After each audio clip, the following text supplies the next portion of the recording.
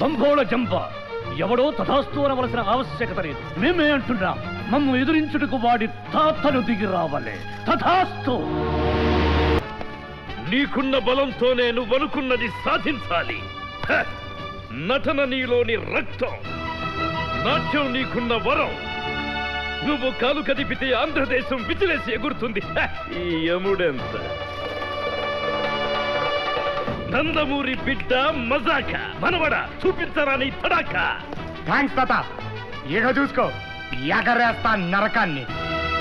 ఆనాటి రాముడు ఈనాటి మనవడు నరకాన్ని చెడుగుడు ఆడేశారు. అప్పుడు మళ్ళీ ఎప్పుడు